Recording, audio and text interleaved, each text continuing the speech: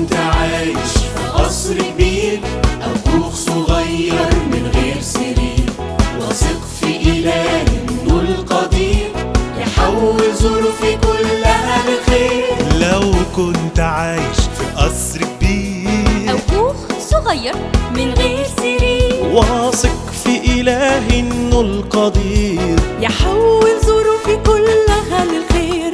يحول ظروفي كلها للخير، يحول ظروفي كلها للخير.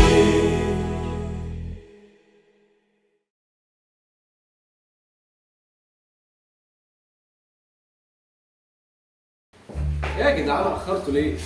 يا أمير ايه يا حبيبي؟ معلش باشا بعت لي العنوان غلط. غلط ايه؟ انا كنت واقف في المكان بالميعاد بالثانية وفضلت اشاور لك لا انت سامع ولا شايف. يا راجل خلاص يا جدعان يلا بينا نلعب. انا جاهز الالعاب. كله موجود، كونكت 4 وكونكت 5 وبلاي ستيشن واللي قلبك هو ده كده. كده يلا بينا نلعب. يعني نلعب بلاي ستيشن. انت بتعمل ايه؟ ايه هلا؟ طب ما نلعب احنا الاول بعدين انت ما بتعرفش تلعب كده كده يعني. ماشي يا عم. ايه؟ لا ما بقولش حاجه. تلعب دوري. هلعب برشلونة. طب ما بلاش فريق فيه كروز زي رفيق. خلاص هلعب ريال مدريد. روح. لا لا لا روح. لا. يس جول. حلو ده.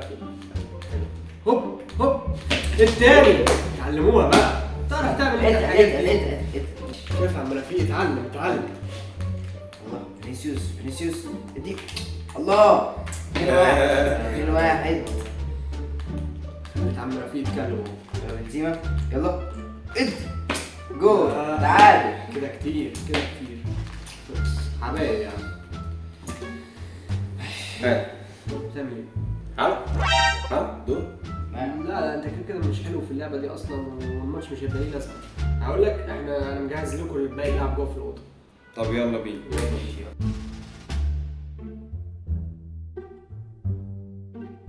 ايوه يا عم كريم، هو ده اللعب التمام. ايه الحلاوه دي؟ ده انا كنت نسيت اللعب معاه. حبيبي ده بتعلم منك. انا كنت نسيت اللعب معاه يا جدع. ايه يا عم انا بكسبك دايما. تكسبني ايه يا ابني؟ ده انا بلعبك 10 ماتشات بتكسبني منهم ماتش، وانا كمان اللي بسيبك تكسبه عشان تكمل لعب معاه. مفيش الكلام ده ما يحصلش. فاكر المرة اللي قبل؟ انت اللي فاكر ولا لا، افكرك؟ فاكر لما انت كنت فاكر الست. خلاص نلعب لعبة تاني. ماشي نلعب ايه مثلا؟ نلعب اونو او كوتشين. ماشي، حتى تبقى بعيد عن الشاشه عشان عينينا. بس بلاش كوتشينة، خلينا في اونو. ليه مالها الكوتشينه ان شاء الله؟ عشان الحسابات بتاعتها. ليه ما بتعرفيش تحسب يا بطه؟ الاونو زي الكوتشين يا جماعة. بس الاونو حساباتها اسهل يعني. خلاص يا عم هنلعب اولو عشان ما يبقاش لك حجه. خد يا عم كريم فنط الورا هو اللي انت مش شايف. يا ابني حاسب استنى، ايه اللي انت حاطه ده؟ انت عارف اللعبه طيب؟ ايوه عارفها طبعا. ليه؟ يا ابني دول اللونين مختلفين. ماشي حبيبي نفس الرقم اهو 6 و6. يا ابني بص، الستة عصايتها لفوق، التسعة عصايتها لتحت. طب ما هي 6 و6. طب بص عليها كده كويس. اهي يا حبيبي 6 اهي 6. لحظة واحدة. يعمل ايه ده؟ بص لي كده. يا ابني اللي انت لابسه ده ايه نضارة. بص وشه. ايوه بس انا اول مرة اشوفها. ايوه هي عندي من زمان بس انا لما مش متعود البسها يعني. بس ايه رايك فيها يا كريم؟ حلو. يا ابني ايه رايك ايه ده؟ انت شبه عم سعيد بتاع الطعمية. لا انتوا زودتوه هوا يا جماعه. يا عم خلاص استنى يا عم، بنهزر معاك خلاص. في ايه يا عم؟ ولا اقول لك روح هات لي ازازة ميه عشان عايز اشرب. ماشي. بس اوعى تجيب ازازة الخل. لا انتوا زودتوها قوي. خلاص يا كريم. يا عم سيبه هو شويه وارجع. يا رفيق حاسب النجفه اللي هتشوفها قريبه. يا رفيق حاسب السلم.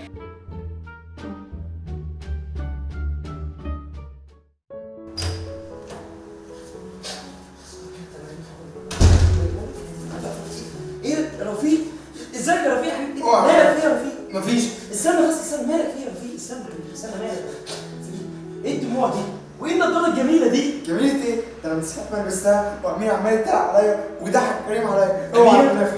لا استنى هو اكيد ما يقصدش. لا انا بعد الكلام اللي قاله ده مش عايز صاحبه ولا اعرفه تاني. اوعى. استنى بعد اذنك يا عم نافع. استنى انا مش فاهم ايه اللي بيحصل ده.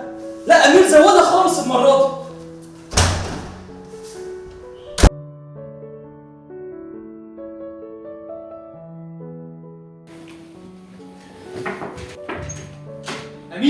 على فكره زودتها اول مره دي، ولو في صاحبك مروح معيط بسببك. يا عم نافع يا عم نافع، بذمتك مش شكله كان يضحك بالنضاره؟ ده خالص شكله كان عادي جدا. شكله مش يضحك خالص بالنضاره، وهو لابس النضاره عشان نظره ضعيف، يعني حاجه مش في ايده.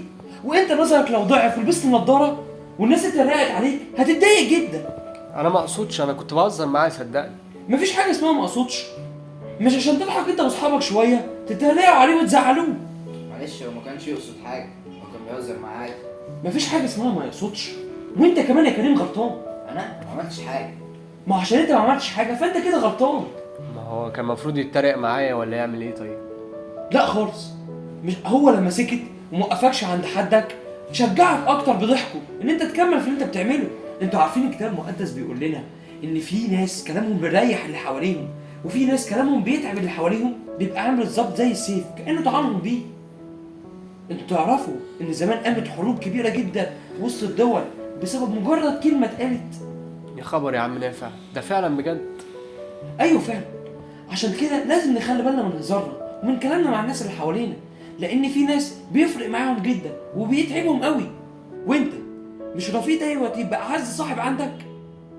يلا اتفضل اتصل بيه واعتذر له. عندك حق يا عم نافع، انا هتصل بيه اعتذر له حالا.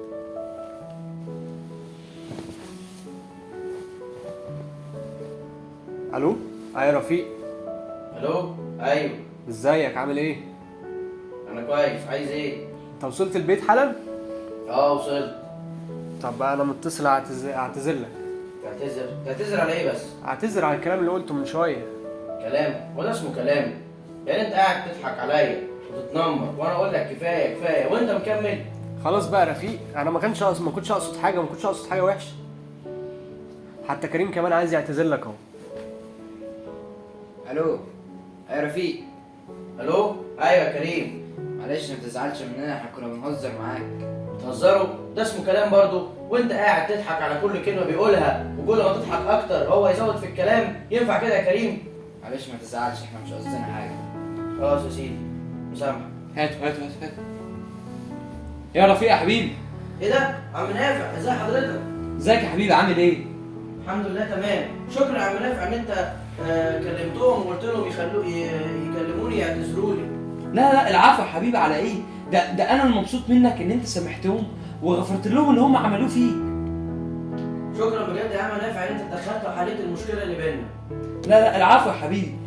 بس انا عندي سؤال، هو انت روحت البيت ازاي بالسرعه دي؟ اقول لك يا عم نافع، اصل انا النضاره بتاعتي بتقرب المسافات، فانا اول ما لبستها وصلت البيت بسرعه. شفت يا عم نافع هو اللي بيتنمر اهو. خلاص يا رفيق، يلا روح انت يا رفيق، يلا مع السلامه. سلام يا عم نافع. يلا مع السلامه.